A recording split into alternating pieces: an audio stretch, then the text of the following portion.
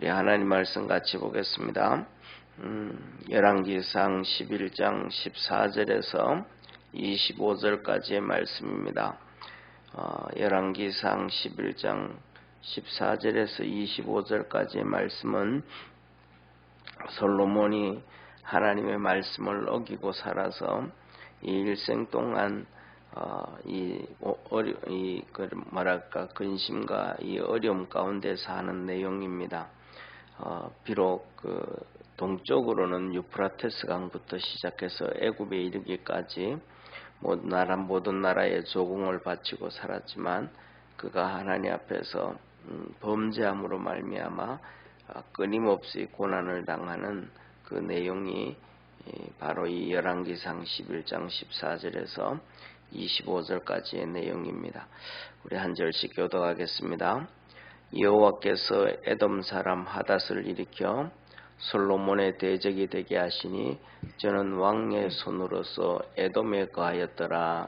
전에 다윗이 에돔에 있을 때에 군대 장관 요압이 가서 죽임을 당한 자들을 장사하고 에돔의 남자를 다 쳐서 죽였는데 요압은 에돔의 남자를 다 없애하기까지 이스라엘 무리와 함께 6달을 그곳에 유하였더라. 그때의 하닷은 작은 아이라 그 아비의 신복 중 두어 에돔 사람과 함께 도망하여 애굽으로 가려 하여 미디안에서 발행하여 바란에 이르고 거기서 사람을 데리고 애굽으로 가서 애굽 왕 바로에게 나아가매 바로가 저에게 집을 주고 먹을 양식을 정하여 또 토지를 주었더라. 하닷이 바로의 눈앞에 크게 은총을 얻었으므로 바로가 자기의 처제 곧 왕비 다브네스의 아우로 제 아내를 삼음에 다브네스의 아우가 그로 말미암아 아들 그 누밧을 낳았더니 다브네스가 그 아들을 바로 궁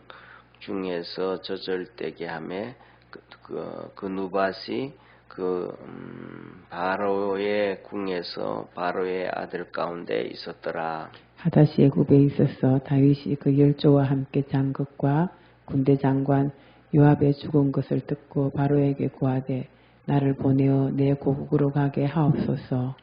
바로가 저에게 이르되 내가 나와 함께 있어 무슨 부족함이 있기에 내 고국으로 가기를 구하느뇨. 대답하되 없나이다. 그러나 아무쪼록 나를 보내옵소서 하였더라. 하나님이 또 엘리아다의 아들 르손을 일으켜 솔로몬이 대적이 되게 하시니 저는 그 주인 소바왕 하닷 에셀에게서 도망한 자라. 다윗이 소바 사람을 죽일 때에 르손이 사람들을 모으고 그 때의 계수가 되매 다메섹으로 가서 운거하고 거기서 왕이 되었더라. 솔로몬의 일생에 하닷이 끼친 환란 외에 르손이 수리아 왕이 되어 이스라엘을 대적하고 미워하였더라. 아멘. 아멘. 이 본문 말씀은 여기서 나오는 두 사람이 있습니다. 하나는 에돔의 왕의 후손이었던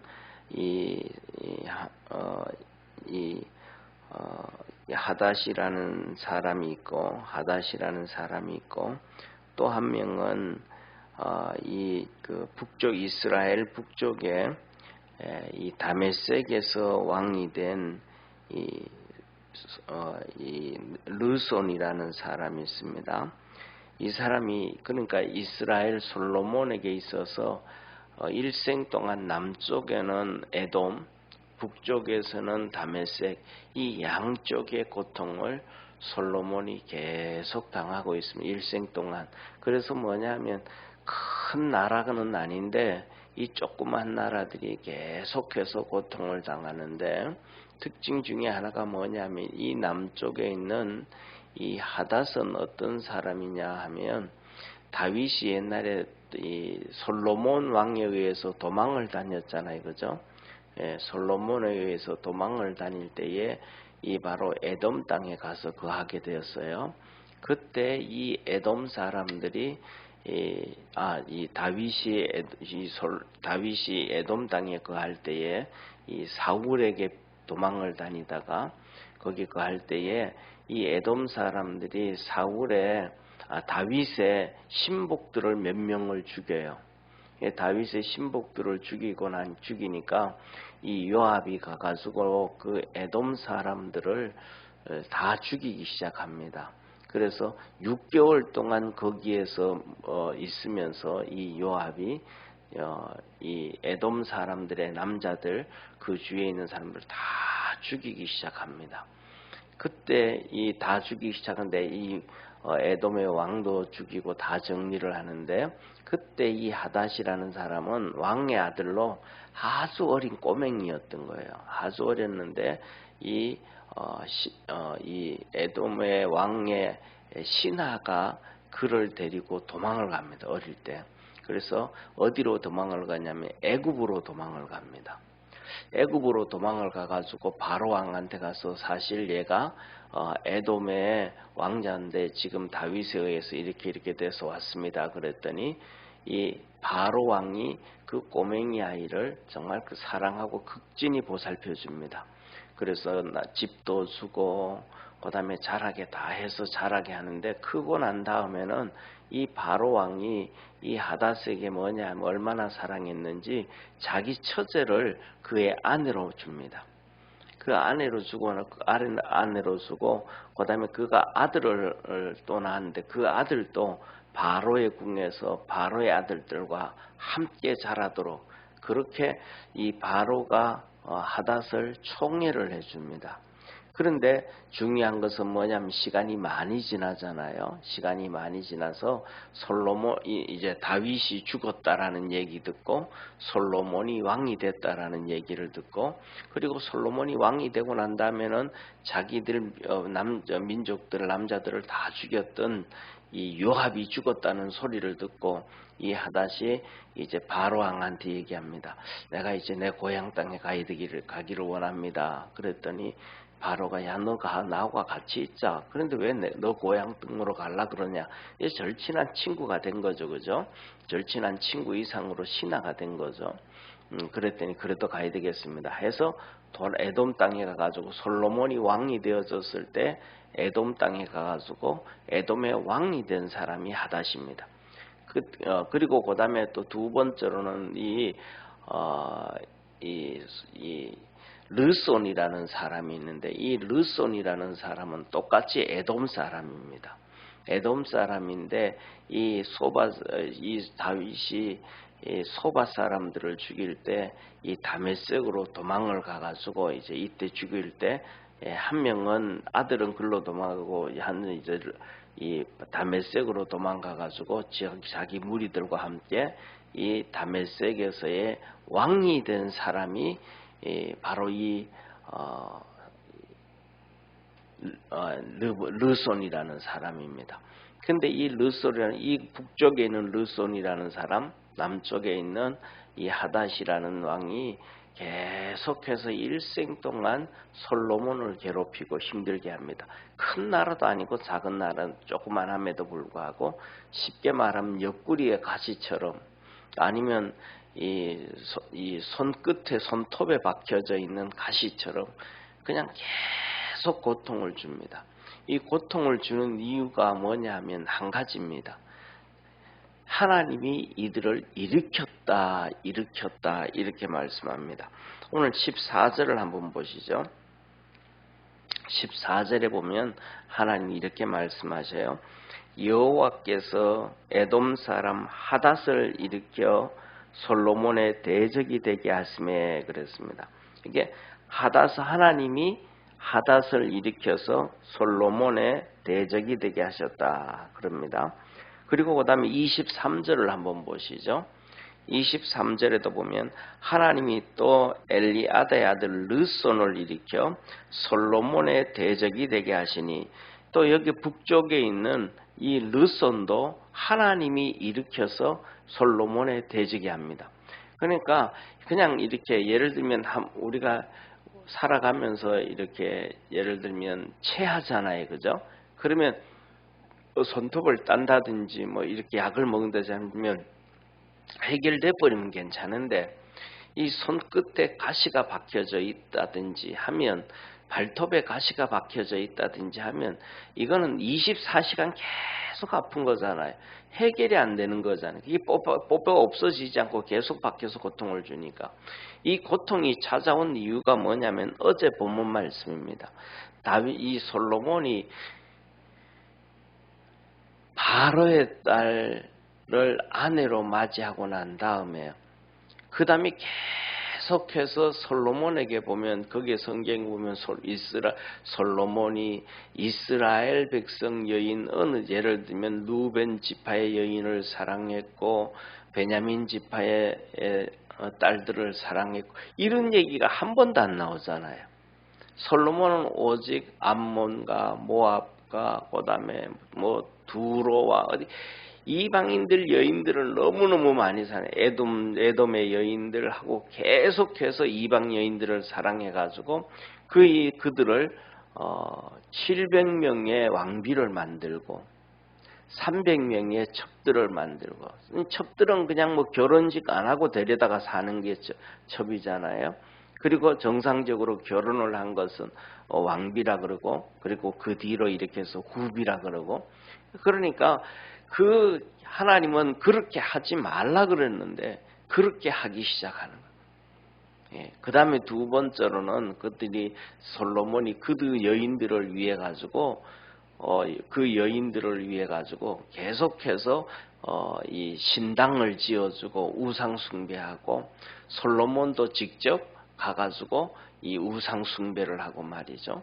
이런 하나님 앞에서 범죄 말씀을 어기니까 한번 생각을 한번 해보세요. 어제도 말씀드렸던 것처럼 이스라엘 백성들 그 문화는 결혼식이 7일 동안 결혼식이 되는 거예요. 7일 동안. 결혼하면 하루 우리나라는 뭐 1시간 2시간 이렇게 결혼하고 끝나버리지만은 이스라엘 백성들에게 있어서는 7일 동안 결혼을 하는 거예요. 그러니까 막 축제하고 그러니까 7일 동안 결혼을 하니까 700명의 왕비들과 결혼을 하면 그 700명과 결혼한다 그러면 그냥 일주일에 한 명씩 결혼하잖아요. 그럼 1년 내내 결혼을 해도 52명하고 결혼하는 거 52명. 1년 내내 해도 52주니까요. 국정은 두 번째 쳐놓고 그런데 또 그것을 뭐 700명이라고 하면 10년이 걸려야 520명이잖아요. 그럼 700명이 되어진다 그러면 14년, 15년 걸려야 14년, 15년 동안 결혼을 해야 700명의 여자와 결혼하는 거예요. 그러면 쉽게 말하면 이 얘기는 다른 말로 하면 좀 더 이렇게 생각을 해보면 한 여인과 결혼하고 나면 그 여인은 없어진 거예요. 왜냐하면 14년 결혼이니까 700명이니까요. 그 만일에 예를 들어서 한 여인과 결혼을 하고 그 여인과 그 아내와 또 일주일 동안 지내고 그 다음에 또 그 결혼을 한다 그러면 2주씩을 한다 그러면 28년 30년이잖아요. 그러면 28년 30년이고 또 거기에서 우리가 잘 아는 것처럼 스바 여왕이 와가지고 또 이렇게 시간을 보내고 그 다음에 대신들이 와가지고 외국에 있는 대신들이 와가지고 또 솔로몬과 이 지혜를 얘기하고 뭐하고 하다 보면 이 낮 시간 짧은 시간 빼놓고는 전부 다 이렇게 타락하는 거예요. 그러니까 하나님께서 뭐냐 하면 이 타락된 상 하나님 말씀을 어겼잖아요. 레위기의 말씀도 어겼고 그가 왕이 될 때 다윗이 유언해줬던 말씀도 어겼게 되어지고 어제도 말씀드렸던 것처럼 하나님께서 솔로몬에게 2번씩이나 나타나셔서 말씀하셨단 말이에요. 그 2번이 한 번은 기브온에서 1000번제를 드려서 지혜를 주실 때 주신 말씀이에요. 그 지혜를 줄 때도 지혜만 주신 것이야. 지혜만 너에게 주겠다 그런 것이 아니고 너 이방 여인 섬기지 말고 이렇게 하고 다윗처럼 하나님 앞에 열심히 섬겨라. 이 말씀을 주셨단 말이에요. 그 다음에 솔로몬 성전을 건축하고 솔로몬 궁궐을 건축하고 난 다음에도 하나님이 나타나셔서 똑같이 이방 여인들 사랑하지 말고 제대로 믿음 생활 하나님만을 바라봐라 그랬단 말이에요. 그런데 안 했어요.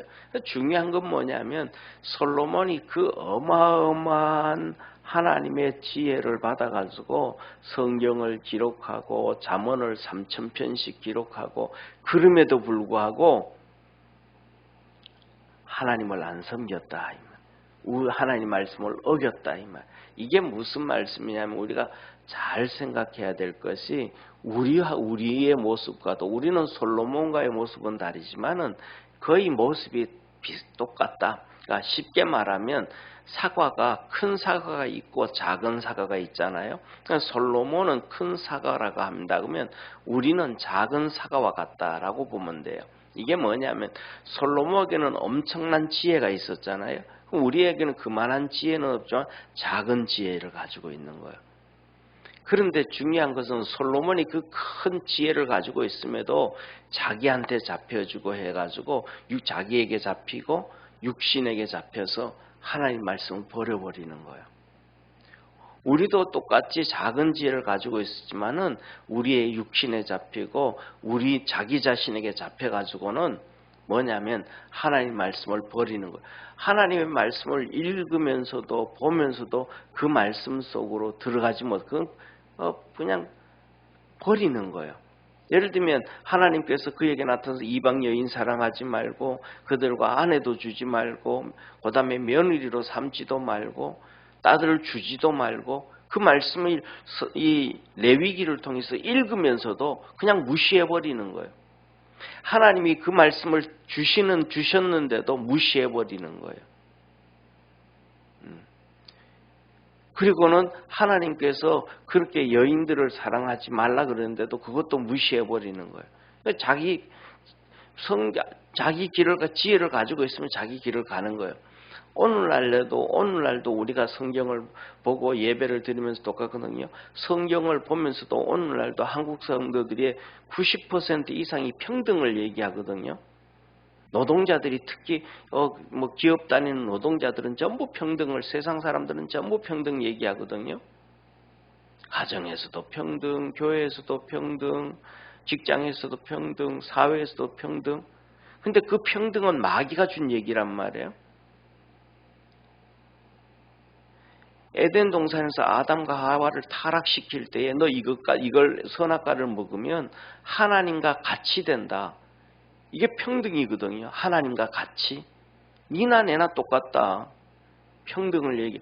그런데 하나님은 언제든지 한 번도 평등 얘기한 적이 한 번도 없거든요. 하나님은 모든 것을 그 종류대로 질서대로 창조하셨다. 아담과 하와를 만드실 때도 하나님께서 그 질서대로 주셨다. 그것을 모르고 평등을 떠드니까 신약 성경의 로마서와 고린도서에 말씀해 주잖아요. 아니다. 질서 만들었다. 로마서에서는 그러잖아요. 남편은 내 몸의 구주다. 주인이다. 그래서 사라가 아브라함을 주님처럼 섬겼다 그러잖아요. 그 질서가 있는데 그런 말씀 다 무시해버리는 거예요. 전부 우리는 살면서. 그러니까 무조건 평등이라고 얘기를 하잖아요. 그리고 그 다음에 이런저런 말씀을 들을 때 하나님이 그렇게 기록해 준 말씀도 수도 없이 성도들은 요새 하나님 말씀을 많이 좋아하니까 하루 저녁에 읽는 성경 6시간 만에 읽는 성경 막 그런 데 가서 강의도 듣고 그런 책도 보면서도 진짜 하나님 말씀을 그냥 무시해버리는 거예요. 그런 거 아무리 해봐도 그 말씀을 무시하면 솔로몬처럼 이렇게 고통을 당하고 살아가면서도 모르는 거예요. 그렇게 무시하고 사니까 어려움을 당하고 고통을 당하고 살면서도 솔로몬이 북쪽으로는 이 루스한테 고난을 당하고 남쪽에서는 하닷을 통해서 계속 고통을 당하면서도 그냥 왜 이 고통이 찾아왔는지를 하나님 앞에 엎드려야 하나님이 깨닫게 해주고 알려주는데 그래서 정리가 되어지는데 그거 못한단 말이에요. 우리가 잘 아는 것처럼 에스라서 있잖아요. 에스라. 에스라 백성들은 뭐냐면 그 당시에 이스라엘 백성이 바벨론으로 포로로 끌려간 사람이에요. 포로로 끌려가 가지고 거기서 생활을 하다가 보니까 이방인들하고 결혼하잖아요. 후손들이 태어나 가지고 그 후손들이 태어나서 이방인들과 결혼한단 말이에요. 근데 그들이 이 에스라가 그 사람들에게 제사장이고 그들을 통해서 성경 말씀 가르치고 교육하고 모세 오경을 통해서 가르쳐주고 한단 말이에요. 그러다 보니까 여기서 이 말씀이 걸리는 거예요. 너 딸을 이방인들에게 주지도 말고 이방인들의 딸을 데려오지도 말고. 이 말씀에 성경 공부할 때 턱 걸려버린 거예요. 그래서 이스라엘 백성들을 다 다시 모은 거예요. 우리가 하나님 말씀으로 돌아가야 된다. 그럼 어떻게 하게 되겠느냐? 에스라가 말하는 거예요. 이방 아내들을 다 돌려보내라. 이스라엘 백성들이 그 말씀을 듣고 이렇게 합니다. 우리에게 한 달만 시간을 주라. 우리에게 한 달만 시간을 주라. 왜냐하면 그냥 아내만 와 있으면 돌려보내기 쉽잖아요. 그런데 그 밑에 아들, 딸들이 벌써 다 나와 있잖아요. 이 말씀 앞에서 이들이 우리에게 한 달만 시간을 주라. 아내들을 우리가 안 돌려보내려고 하는 게 아니고 돌려보내야 되는데 그 정리하는 데 시간이 필요하지 않냐 해가지고 한 달 시간을 달라 그래요. 그래서 그들이 그 바벨론 땅에서 이방인들과 결혼했던 아내들을 다 돌려보내요. 그리고 그들이 말씀대로 회복되어서 가는데 이거는 다른 어떤 회개하고 어떤 거하고는 비교할 수 없을 정도로 힘들잖아요. 그런데도 이 에스라와 함께 이스라엘 백성들이 그 믿음의 길을 가요. 그 믿음의 길을 가니까 결국은 뭐냐 하면 그들이 1차 포로로 돌아오게 되어지고 2차 포로, 3차 포로로 돌아와서 하나님의 은혜를 입고 돌아와가지고 이스라엘의 성전을 건축하고 예배가 회복되어지고 신앙이 회복되어지는 거예요. 그런데 오히려 이스라엘 땅에 살던 이스라엘 백성들은 이 모습처럼 똑같이 그런 회개가 없어요. 그냥 하나님 말씀 읽으면서도 무시하고 또 그 다음에 이렇게 들으면서도 무시하고 육신에 잡히고 자기 생각에 잡히고 자기 방법대로 계속 가니까 이스라엘 땅에 있던 이스라엘 백성들에게는 하나님의 은혜가 임하지를 않아요. 그래서 우리가 아는 것처럼 느헤미야서를 보면 느헤미야가 탄식하잖아요. 자기의 동생 하나야가 예루살렘에 가서 보고 온다 하면 그 어떻더나 하나님의 도성이 어떻더나 잘 살고 있던가 우리 조상들이. 그랬더니 탄식하더니 다 무너지고 해파되어졌더라. 예루살렘 성벽도 해파되어지고 그들의 삶도 해파되어지고 쉽게 말하면 그냥 망가진 도시처럼 들개들만 돌아다니는 비참한 곳이 되었더라. 그래서 느헤미야가 탄식하면서 금식하면서 울잖아요. 그리고는 하나님 앞에 하나님 내가 거기 가서 그 신앙 다시 회복하게 해주옵소서. 그 고백하고 그럴 때 하나님의 은혜로 돌아가서 다시 회복하게 되어지잖아요. 그런 것처럼 우리가 뭐냐면 하나님 말씀을 읽을 때도 무시하면 안 되고 들을 때도 무시하면 안 되고 우리 육신에 잡혀서 가면 안 되고 믿음으로 말씀으로 하나님이 우리에게 말씀을 주신 것은 그 말씀이 우리가 걸어갈 수 있는 길이라는 것을 기억하기를 바랍니다. 그래서 그 길로 걸어가야지 이 솔로몬이 원하는 것처럼 육신으로 원하고 그래서 그 이방 여인들을 사랑하고 또 이방 여인들 예쁘니까 또 글로 쫓아가고 이게 다 망하는 길이란 말. 이 솔로몬만 이렇게 당한 게 아니고 우리가 잘 아는 것처럼 창세기 6장에 보면 이 사람들이 하나님의 아들들이 사람들의 딸들의 아름다움을 보고 그들을 다 또 쫓아가잖아요. 그래서 결국은 노아 홍수의 심판을 당하게 되어진단 말이에요. 그래서 이런 것을 보면서 우리 믿음의 성도들이 하나님의 말씀을 그냥 읽고 지나가지 말고 그 머리에 저장하는 지식이 되어지지 말고 그 말씀을 읽고는 생각이 바뀌고 가치관이 바뀌고 그다음에 생활이 바뀌어져서 그 말씀대로 쫓아갈 줄 아는 그러한 축복의 성도가 되어지기를 축원합니다. 그렇게 되어지면 이 솔로몬에게 있었던 이 가시들을 하나님께서 뽑아줄 텐데 아무리 조금 어렵게 해주고 또 고난에 빠지게 하고 힘들게 해도 계속해서 솔로몬은 또 이방 여인들을 사랑해서 결혼하고 또 이방 여인들을 사랑해서 결혼하고 끊임없이 계속해서 700명을 데리다가 아내로 맡고 300명을 그냥 또 데려다가 첩으로 삼고 이게 뭐 참 뭐라 그럴까 우리가 한번 상식으로 한번 생각을 한번 해보세요. 700명의 왕비가 있다 그러면 그 700명의 왕비 밑에 그를 뒷바라지 해주는 종들은 또 얼마나 많아야 되겠어요. 그러면 요새로 말하면 그냥 조그만한 아파트 한 채 가지고 되겠어요. 그죠? 안 된단 말이잖아요. 그러면 그 요새는 아파트가 20층, 30층으로 이렇게 올라가 가지고도 그렇지만 쉽게 말하면 우리 라이프 아파트가 110동까지 있잖아요. 그죠? 뭐 22층, 25층까지 올라간 아파트도 있는데 그렇게 다 올라가도 이게 700세대밖에 안 된단 말이에요. 700세대밖에. 그런데 이것을 옆으로 이렇게 펼쳐놓으면 얼마나 넓겠어요. 그러면 이 솔로몬에게 있어서 그 첩들의 집들을 다 지어주고 그 공부 다 해주고 한다 그러면 이스라엘 땅이 그 예루살렘 땅이 전부 다 우상의 도시가 되잖아요. 이방 여인들을 데리다가. 이러니까 하나님께서 그에 고통을 줄 수밖에 없는 거예요. 우리가 하나님의 말씀을 쫓아가고 따라가고 그래서 하나님의 축복을 받을 수 있는 아니면 하나님께서 솔로몬에게 뭐냐면 끊임없이 죽을 때까지 이 고난을 줘요.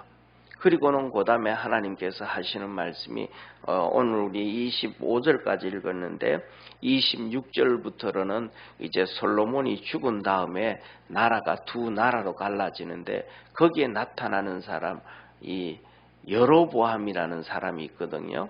이 여로보암이라는 사람에 대해서 하나님 말씀. 이제는 솔로몬이 나중에 이제 죽게 되어지면 이 여로보암에 의해서 두 나라가 갈라지는데 이 여로보암이 이 솔로몬의 신하였던 거예요. 지금 여기서 나오는 하닷과 르소는 이 다윗 시대의 사람이 어릴 때 사람이 이제 자라가지고 이제 솔로몬과처럼 이렇게 자라가지고 40살이 돼가지고 이제 평생 아래 위에서 남북에서 고난을 줬던 이 솔로몬이 우상 숭배하고 육신에 빠지고 하나님의 말씀을 어기고 불순종해서 고난을 받았다 하면 그 다음에는 26절부터 나오는 이 여로보암은 솔로몬이 이제 죽은 다음에 살아있을 때 솔로몬에게 이렇게 버림을 당해가지고 그가 도망을 가서 앙심을 또 품게 되어져요.